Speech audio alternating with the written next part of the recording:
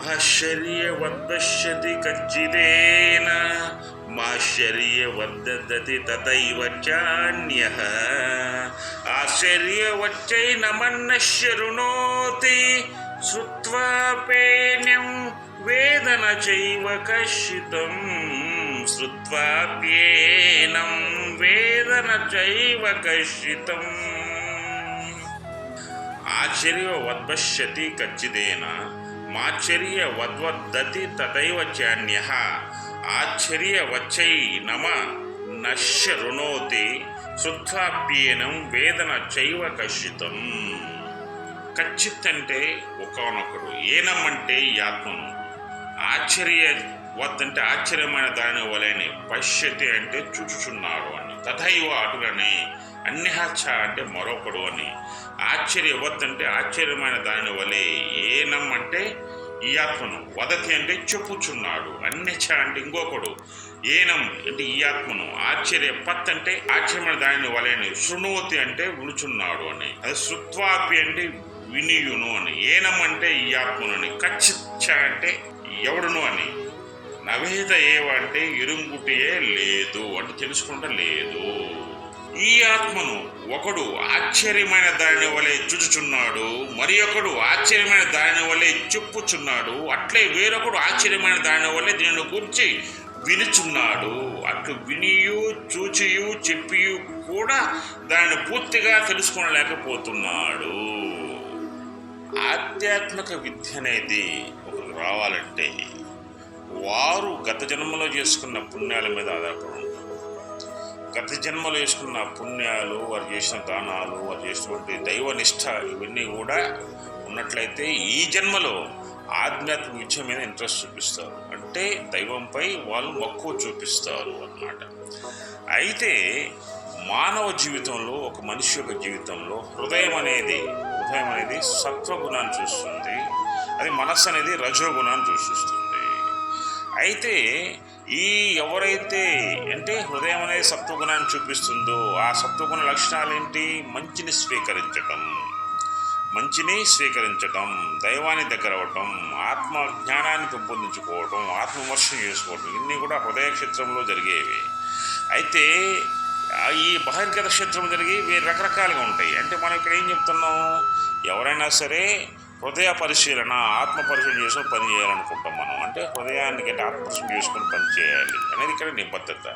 అయితే ఇక్కడ ఎవరికి ఈ ఆత్మజ్ఞానము బ్రహ్మసత్యానం వస్తుంది? ఎలా ఉంటుందంటే ఎవరైతే సత్వగుణాన్ని కలిగి, దానగుణాన్ని కలిగి, దైవగుణాన్ని కలిగి, ధ్యానము చేసి, అదేవిధంగా జపాలు చేసి, నిష్ఠతో ఉండి, అబద్ధాలు చెప్పక, ఎదురు వాడిని దూషించక, పరనింద చేయక, ఆత్మపరిశీలన చేసుకుంటూ సమాజ శ్రేయస్సు కోసం ఎవరైతే ప్రయత్నం చేస్తారో, ధర్మం కోసం ఎవరైతే ప్రయత్నం చేస్తారో, అధర్మం ఎవరైతే చేయరో, ఎదురువాడిని ఎవరైతే దూషించారో, కఠోరంగా ఎవరైతే బాధించారో, అదేవిధంగా ఎదురువాడి యొక్క పనిని అంటే వాడు చేసే పనిని ఎవడైతే దోసుకోడో వాడికి ఆత్మ సాక్షాత్కారము, అదేవిధంగా బ్రహ్మ విద్యను పొందటానికి వాడు అర్హుతవుతాడు. ఇటువంటి ఇన్ని క్వాలిటీస్ ఉన్నటువంటి వ్యక్తులు ఈ కలియుగంలో దొరకడం చాలా కష్టం. వాళ్ళు చాలా రేర్గా తక్కువగా ఉంటారు. ఈరోజు ఈ సమాజంలో, ప్రపంచంలో ప్రతి ఒక్కరి యొక్క మనుషుని యొక్క స్థితి ఎలా ఉంటుందంటే ఎదురువాడికి ఎలా అబద్ధాలు చెప్పాలి, ఎలా బతకాలి, ఎదురువాడిని ఎలా మోసం చేయాలి, మనం మోసం చేసి కారు ఎలా కొనాలి, మోసం చేసి ఇల్లు ఎలా కొనాలి, మోసం చేసి మనం ఎలాగ గర్వంగా బతకాలి అనే దాని మీద ఈ ప్రపంచ జనాలు ఈరోజు ఉన్నారు. అది కాదు అర్జున, గుర్తుపెట్టుకో, ఒక మనిషి ఆత్మజ్ఞానాన్ని పొందాలి అంటే, ఆత్మవిద్య రావాలంటే, బ్రహ్మశాస్త్రం పొందాలంటే ఫస్ట్ మనం చేసే పనిలో ఆత్మ పరిశీలన చేసుకోవాలి, దైవాన్ని పూజించుకోవాలి. ఇక్కడ దైవాన్ని పూజించడం అంటే రోజు గుడికెళ్ళి పూజలు చేసి, వ్రతాలు చేసి, అన్నీ చేసి మళ్ళీ గుడి నుంచి బయటకు వచ్చిన తర్వాత తప్పులు చేయటం కాదు. ఎలా అంటే ఒక మనిషి ఆకలితో ఉన్నాడు, ఆహారాన్ని అందించడం కూడా పూజ చేసినట్లే.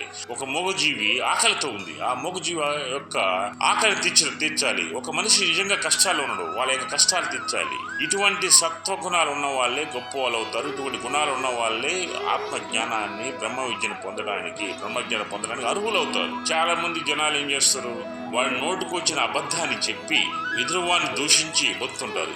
వీరు ఎన్నటికీ ఆత్మజ్ఞానాన్ని పొందలేరు. వీళ్ళు ఎన్ని చేసినా సరే వీళ్ళు దేవుని దగ్గర చేరలేరు.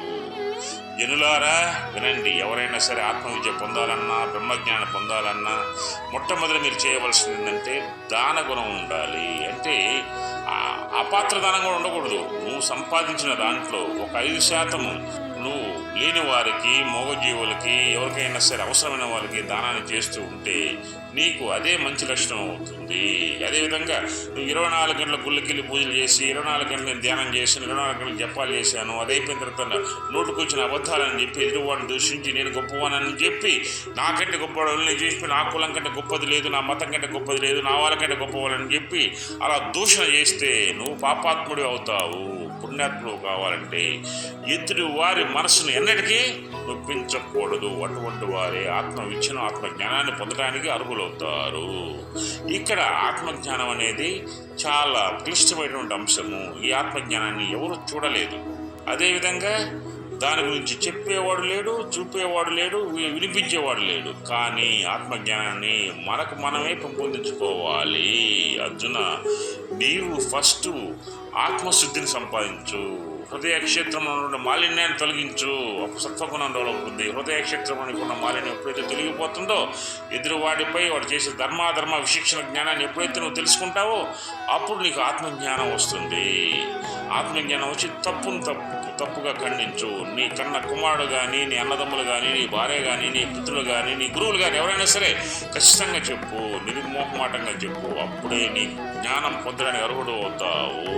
లే అర్జున లే, నీ బంధువులు లేరు, నా బంధువులు లేరు, ఎవరు లేరు.